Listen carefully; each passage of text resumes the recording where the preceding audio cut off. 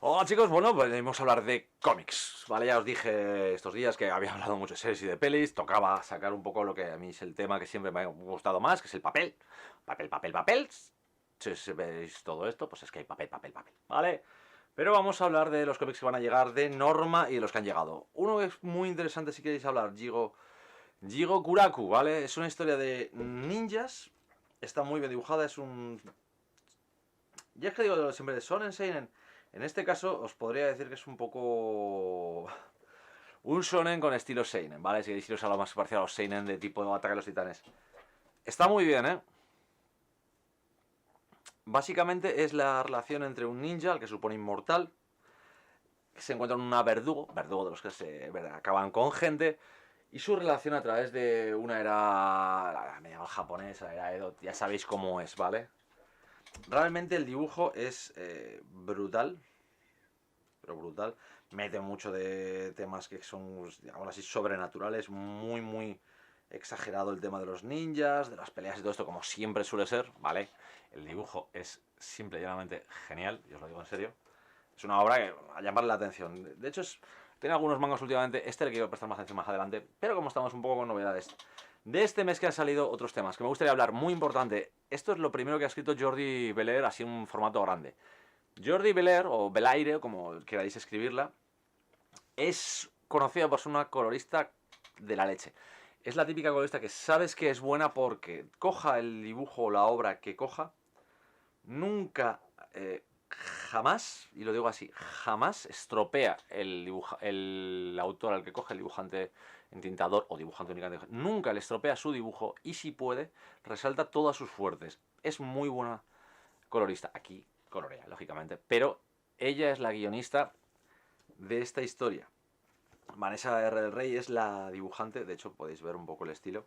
El estilo del cómic, como el color ya lo ha decidido entre ellas, realmente está muy bien porque es folclore y lo que son ocultismo, misterios, fantasmas, monstruos si queréis, que se esconden tras las ventanas y en los armarios de los norteamericanos, metidos en esta serie con un dibujo que habéis visto relativamente oscuro, relativamente lleno de potencia y sobre todo porque como Belair ya tenía muy pensado todo, el color es muy importante, vais a verlo y está muy bien. Redlands, ¿vale? Tomo 1, es el primero que ha salido aquí en España de mano de Norma. Redlands, el primer tomo, a mí me gusta mucho, siempre le ponen una crítica genial, pero es que os digo, la gracia de esto no son de hecho el vudú, ni la brujería, ni los fantasmas.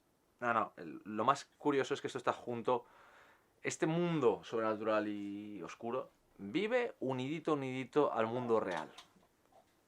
A las drogas, al racismo, a el hecho de que Estados Unidos en ciertas zonas sigue siendo igual que hace 30 años. Y es duro en algunas partes, un gran cómic, ¿vale? Se clava una gran historia del rey, consigue plantearla de una forma maravillosa y finalmente ese color le da una... Es un cómic de los que para mí da gusto leer. No voy a decir que sea una obra maestra, como siempre digo, no es una obra maestra, pero creo que hay que destacarlo dentro de las obras de imagen de terror y no solo de eso, sino porque no solo es terror sobrenatural, sino ese terror cotidiano que puede darte el hecho de que en Estados Unidos todavía por tener la piel oscura eres el enemigo. Otro detalle, que eso es muy importante, ha salido principio de mes, no he hablado de él porque es que leer se lo cuesta, lo suyo, es Ernie Pike, ¿vale? Es una obra de H.G. Oesterheld y Hugo Pratt. A Oesterheld lo conocemos por Moth Cinder, lo conocemos por El Eternauta. Era un guionista que murió aproximadamente en el 78-79, no se sabe por qué fue víctima de lo que fue la dictadura argentina y Videla y los suyos se lo llevaron y nunca se supo nada de él. De hecho, ni él ni sus hijas, que también desaparecieron, solo queda sus nietos con su mujer que murió hace unos años, es lo que quedaron.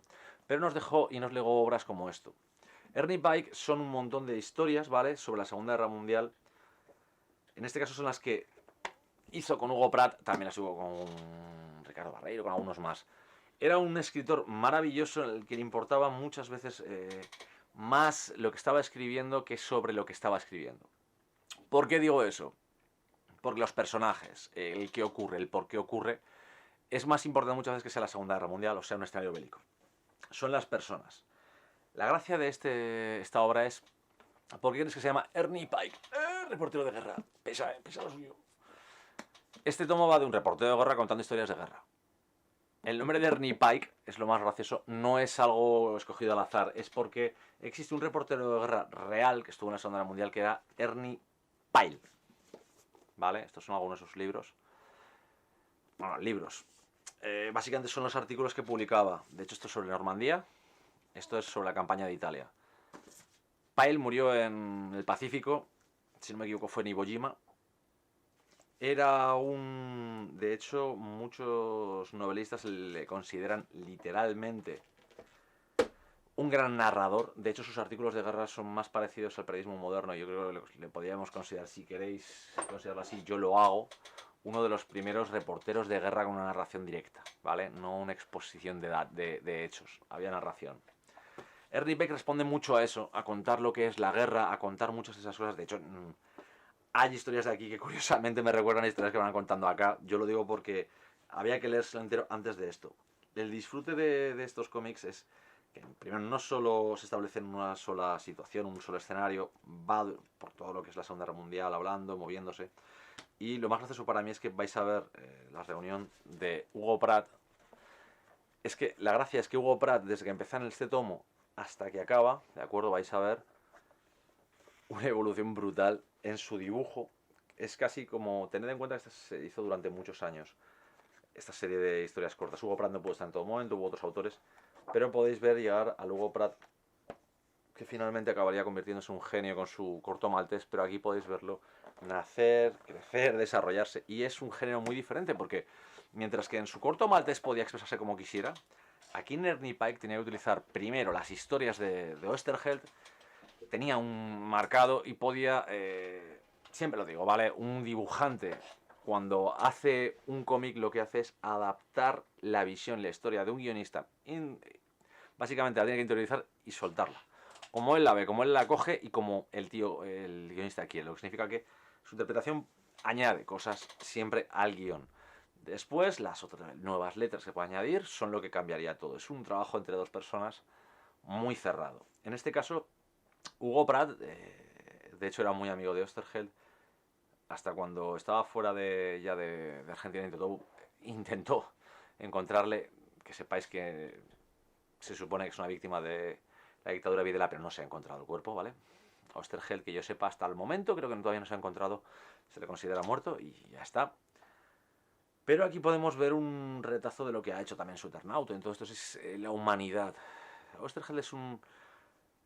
Quizás de la forma más exacta dentro de todos los historiadistas argentinos o de lo que es Sudamérica, Latinoamérica, si queréis, me da igual como queréis expresarlo, que más fácilmente era capaz de hablar de personas, sensaciones, sentimientos. Yo no tenía problema en englobarlo en cualquier ambiente que fuera brutal, una aventura maravillosa, divertida, una aventura cruel como puede ser la guerra, en un montón de acciones, pero siempre eran los personajes los que tenían ese movimiento. Ernie Pike está muy bien, ¿vale? No voy a recomendarlo para todo el mundo porque realmente cogéroslo, ojeároslo, porque probablemente no sea vuestro cómic en cuanto a estilo gráfico, ¿vale? Si le dais una oportunidad os va a encantar, creo yo. No a todo el mundo, ¿vale? Pero si os llama, no os repele demasiado el dibujo o no os repele de ninguna forma y podéis leerlo, os encontráis una historia que os va a sorprender gratamente, como realmente debería pasar con casi toda la historia del cómic argentino, que tienen cosas maravillosas, pero que no leemos muy a menudo porque desgraciadamente llegan tarde aquí y algunos de esos autores están empezando ahora a buscarse. Ya tenemos el cómic argentino aquí desde hace tiempo y lo queremos, nos gusta, pero de hecho el antiguo, que es tan maravilloso, no ha llegado. Ya os lo digo, recomendaciones, este Ernie Pike. Esto, al que le gusten, si os ha gustado, por ejemplo, Harrow County, esto os va a gustar Redlands, ¿vale? Esto os va a gustar mucho. Para mí, y es cuando todo el mundo se me da el cuello, me gusta más que Harrow County. Y Harrow County sí, tuvo sus nominaciones a premios, es genial, está muy bien, pero esto me gusta mucho más. Quizás porque se pegue más con mi carácter. Y me parece mucho más fuerte, ¿vale? Hay posesiones, pero es que son las relaciones personales, el terror cotidiano, el que se mete en ese terror sobrenatural que le da toda esa potencia. Me encanta, o sea, me encanta Redlands. Y ya os lo digo, la recomendación de manga para este mes. Para este mes es también recomendación de manga. Cuando salga podéis buscarlo. Gyokuraku. El dibujo es genial, es bastante bruto, es para adultos, o sea, no me cojáis a un niño de 5 años, no os creáis que esto es Kenshin, ¿vale? No es Kenshin en adulto. Es bastante potente, gráficamente, está muy bien.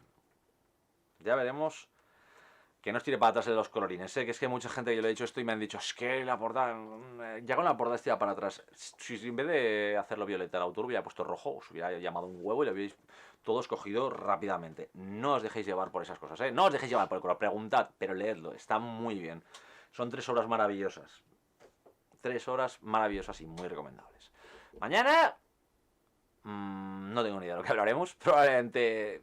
no sé, cine, pelis, series, cómics. No sé, esto es cine más cómics. Aquí puede pasar de todo, chicos. Recordad siempre, leed mucho, pasadlo bien, disfrutadlo y espero que haya sido un gran fin de semana. Hasta luego.